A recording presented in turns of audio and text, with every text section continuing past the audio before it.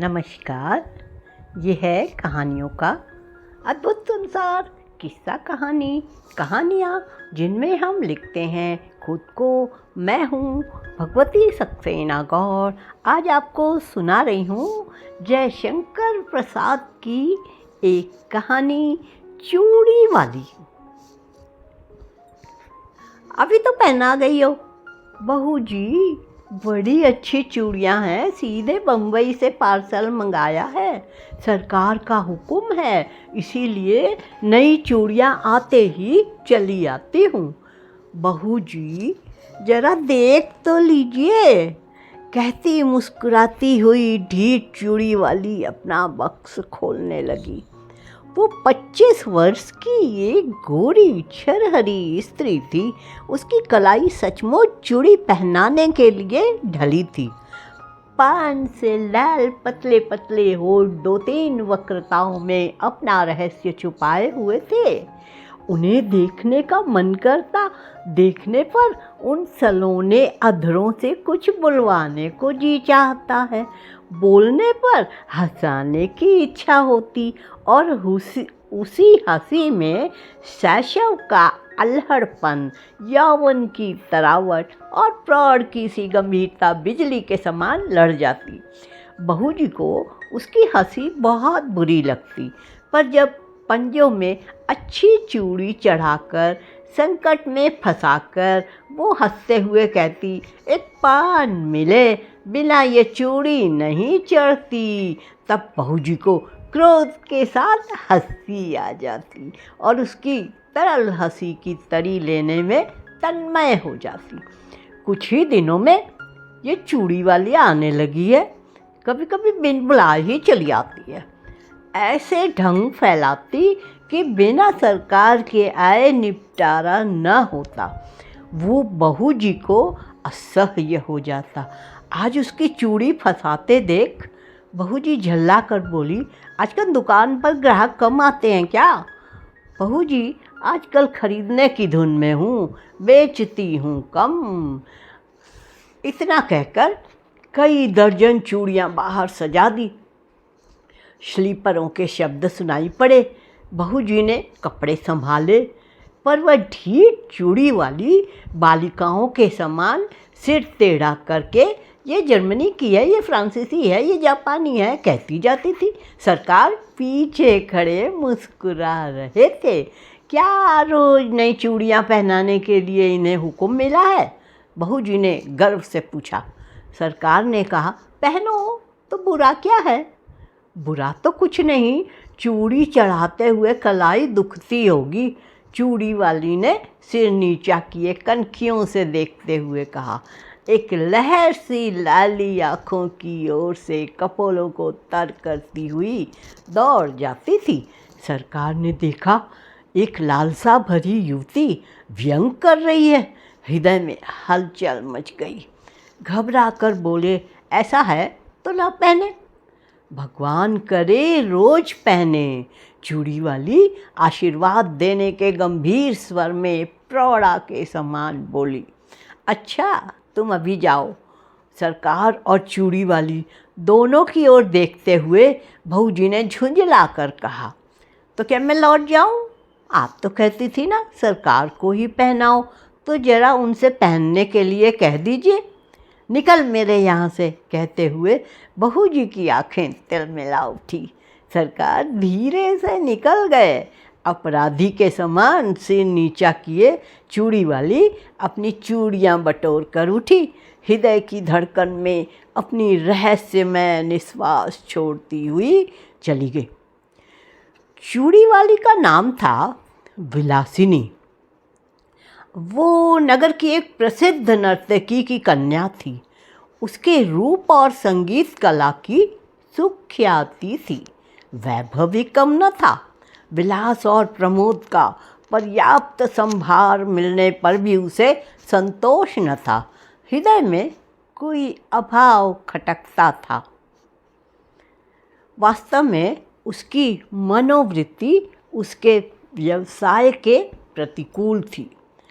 कुलवधू बनने की अभिलाषा हृदय में और दाम्पत्य सुख का स्वर्गीय स्वप्न उसकी आंखों में समाया था। स्वच्छंद प्रणय का व्यापार अरुचिकर हो गया, परंतु समाज उसे हिंस पशु के समान सशंक था। उससे आश्रय मिलना असंभव जानकर विलासिनी ने छल के द्वारा वही सुख लेना चाहा। वह उसकी सरल आवश्यकता थी, क्योंकि अपने व्यवसाय में उसका प्रेम क्रय करने के लिए बहुत से लोग आते थे, पर विलासिनी अपना हृदय खोलकर किसी से प्रेम न कर सकती थी। उन्हीं दिनों सरकार के रूप, यौवन, चारित्र ने उसे प्रलोभन दिया। नगर के समीप बाबू विजय कृष्ण की अपनी जमींदारों की बड़ी सुंदर अट्टालिका थी। वहीं रहते थे। उनके अनुचर और प्रजा उन्हें सरकार कहकर पुकारती थी। विलासिनी की आंखें विजय कृष्ण पर गड़ गईं। अपना चिर संचित मनोरथ पूर्ण करने के लिए वह कुछ दिनों के लिए चूड़ी वाली बन गई थी। सरकार चूड़ी वाली को जानते हुए भी अनजान बने रहे। अमीरी का एक कौतुक था। एक खिलवाड़ समझकर उसके आने जाने में बाधा ना देते। विलासिनी के कलापूर्ण सौंदर्य ने जो कुछ प्रभाव उनके मन पर डाला था, उसके लिए उनके सुरुचिपूर्ण मन ने अच्छा बहाना खोज लिया था। वे सोचते, बहू जी का कुलवधू जनोचित सौंदर्य और वैभव की मर्यादा देखकर चूड़ी वाली स्वयं पराजय स्वीकार कर लेगी और अपना निष्फल प्रयत्न छोड़ देगी। तब तक यह एक अच्छा मनोविनोद चल रहा है। चूड़ी वाली अपने कौतूहलपूर्ण कौशल में सफल ना हो सकी थी, परंतु बहू जी के आज के दुर्व्यवहार ने प्रतिक्रिया उत्पन्न कर दी और चोट खाकर उसने सरकार को घायल कर दिया। अब सरकार प्रकाश्य रूप में उसके यहाँ जाने लगे। विलास रजनी का प्रभात भी चूड़ी वाली के उपवन में कटता। कुल मर्यादा, लोकलाज और जमींदारी सब एक ओर, और चूड़ी वाली अकेले। दालान में कुर्सियों पर सरकार और चूड़ी वाली बैठकर रात्रि जागरण का खेद मिटा रहे थे। पास ही अनार का वृक्ष था, उसमें फूल खिले थे। एक बहुत ही छोटी काली चिड़िया उन फूलों में चोंच डालकर मकरंद पान करती और कुछ केसर खाती, फिर हृदय विमोहक कलनाद करती हुई उड़ जाती। सरकार बड़ी देर से कौतुक देख रहे थे। बोले, इसे पकड़कर पालतू बनाया जाए तो कैसा? यह फूल सूंघी है, पिंजरे में जी नहीं सकती। उसे फूलों का प्रदेश ही जिला सकता है, स्वर्ण पिंजर नहीं। उसे खाने के लिए फूलों की केसर का चारा और पीने के लिए मकरंद मदिरा कौन जुटावेगा? पर उसकी सुंदर बोली संगीत कला की चरम सीमा है। वीणा में भी कोई कोई मीर ऐसी निकल आती होगी। इसे अवश्य पकड़ना चाहिए, जिसमें बाधा नहीं, बंधन नहीं, जिसका सौंदर्य स्वच्छंद है। उस असाधारण प्राकृतिक कला का मूल्य क्या बंधन है? कुरुचि के द्वारा वह कलंकित भले भी हो जाए, परंतु पुरस्कृत नहीं हो सकती। उसे आप पिंजरे में बंद करके पुरस्कार देंगे या दंड? कहते हुए उसने विजय की एक व्यंग भरी मुस्कान छोड़ी। सरकार की उस वन विहंगम को पकड़ने की लालसा बलवती हो उठी।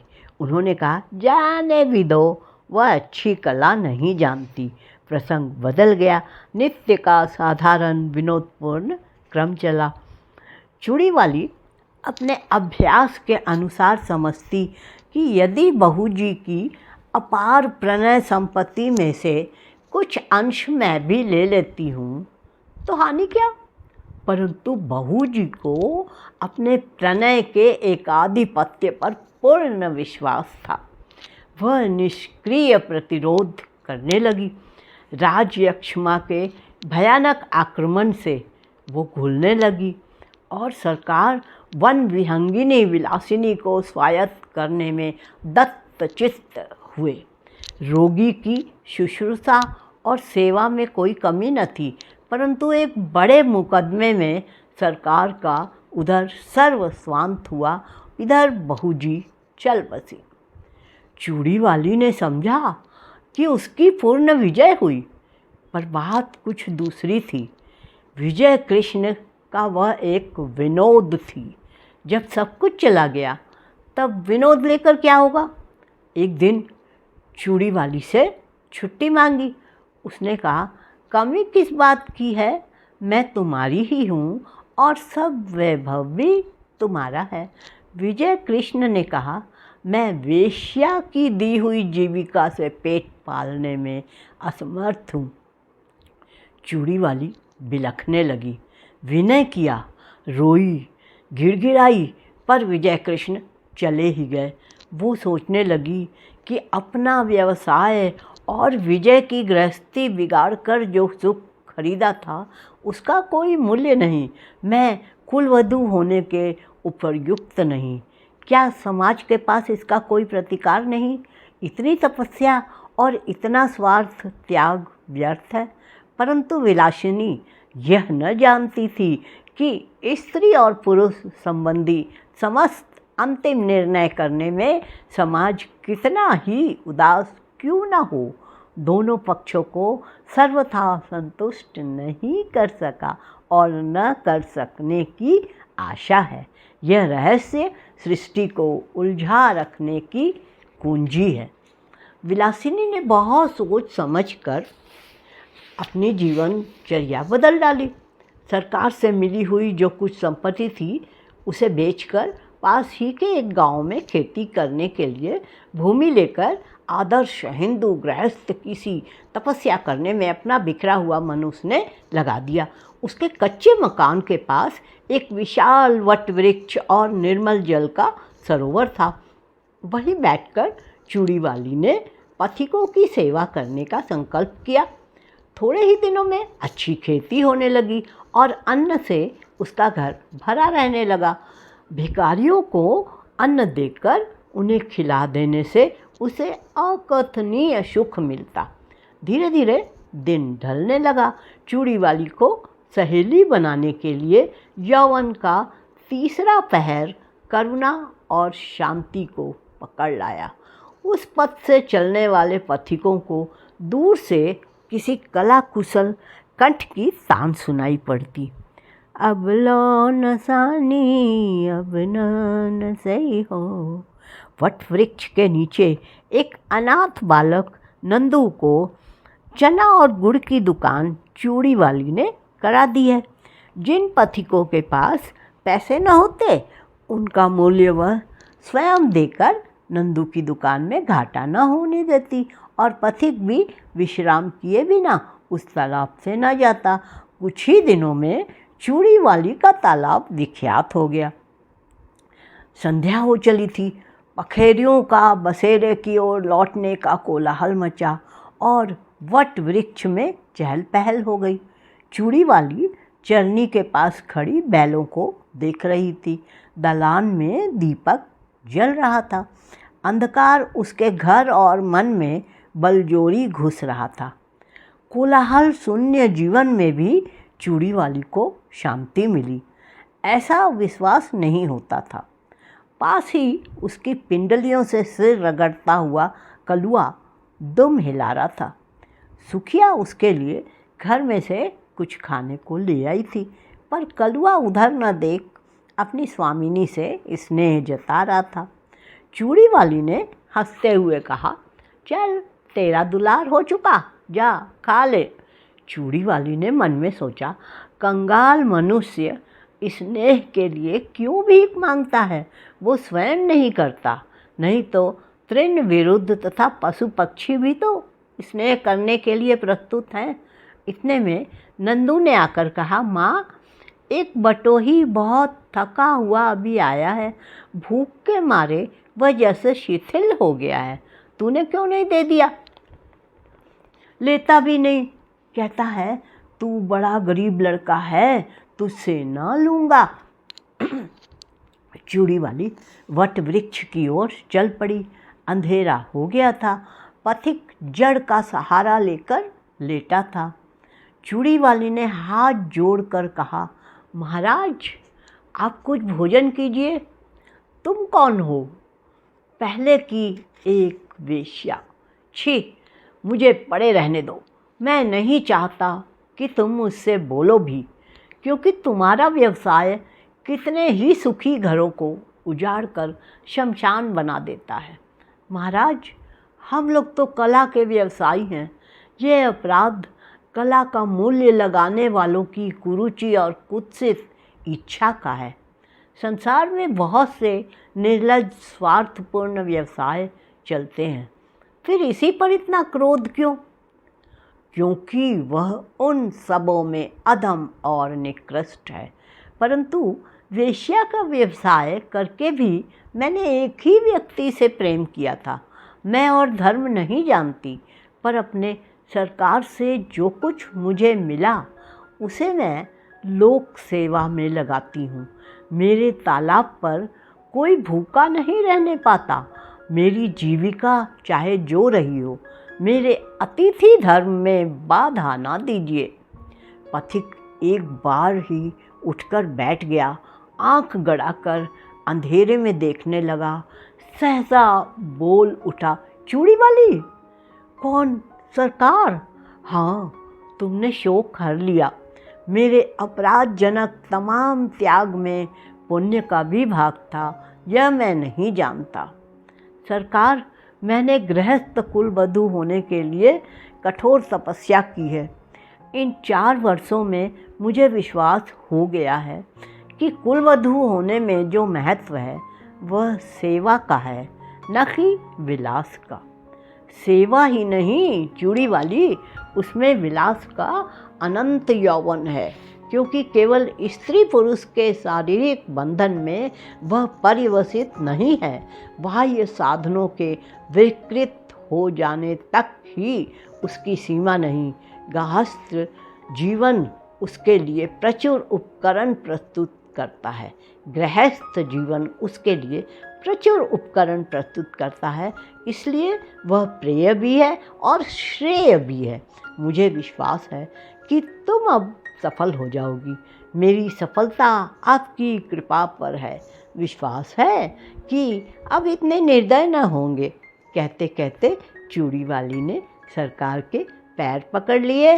सरकार ने उसके हाथ पकड़ लिए।